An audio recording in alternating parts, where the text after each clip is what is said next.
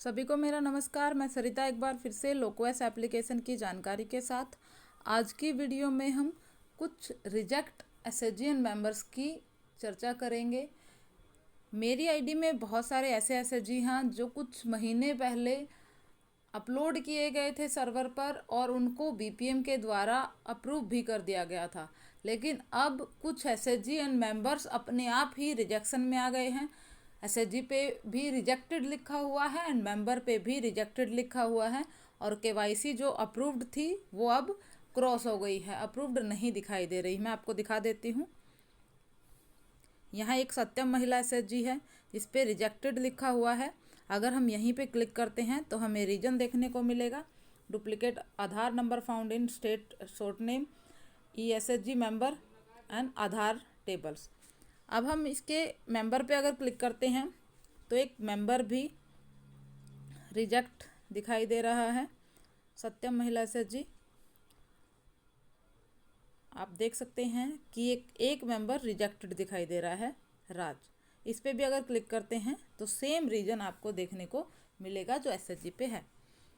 अब एक और एसएचजी दिखा देती हूँ। ये सभी एसएचजी अप्रूव्ड हो चुके थे बीपीएम से। यहाँ वरदान और वंदना महिला एसएचजी हैं। वरदान महिला एसएचजी में भी मेंबर कम हो गए हैं और वंदना में भी। मैं वंदना महिला एसएचजी पे क्लिक कर रही हूँ। आप देख सकते हैं बहुत सारे मेंबर्स पे रिजेक्टेड लिखा हुआ है। यहाँ ये मेंबर रिजेक्ट हुए हैं और कोई रीजन नहीं है, करेक्शन रिक्वायर्ड लिखा हुआ है। इनकी केवाईसी जो थी वो वेरीफाई थी लेकिन अब क्रॉस आ गया है। सभी को ये लगता है कि ये क्रॉस रिजेक्ट का निशान है। ये रिजेक्ट का निशान नहीं है, ये केवाईसी वेरीफाई नहीं है, उसके लिए क्रॉस है। अगर आप यहाँ पे क्लिक करते हैं तो यहाँ पे क्लिक नहीं होता है, आप क्लिक करते रहते हैं ताकि आप जान सकें कि क्यों रिजेक्ट हुआ है। लेकिन ये रिजेक्शन रिमार्क नहीं है, ये केवाईसी वेरीफाई नहीं है, इसीलिए क्रॉस दिखाई दे रहा है। रिजेक्शन मार्क ये है, रिजेक्टेड लिखा हुआ है। यहाँ पे क्लिक करते ही आपको रीजन दिखेगा।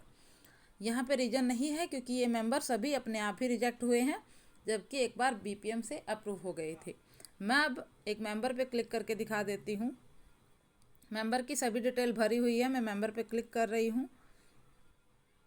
मेंबर की ऑल डिटेल भरी हुई है, ग्रीन भी है, लेकिन वेरीफाई आधार डिटेल, जब हम वेरीफाई कर देते हैं आधार को तो यहाँ दो बटन आ जाते हैं। यहाँ ग्रीन कलर का एक रिवैलिडेट बटन भी आ जाता है और आधार वेरीफाइड लिखा होता है, लेकिन इस मेंबर का आधार वेरीफाइड नहीं है।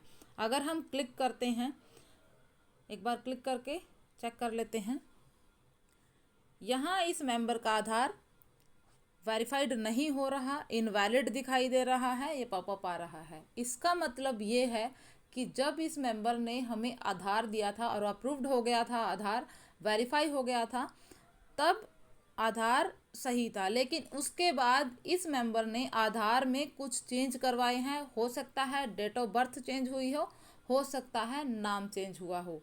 अब हमें इस मेंबर से न्यू आधार लेना है जो उन्होंने अभी अभी अपडेट करवाया है, और उसी आधार से एक बार डिटेल एंट्री करके और वेरीफाई आधार डिटेल पे क्लिक करना है और ये मेंबर डिटेल कंप्लीट हो जाएगी।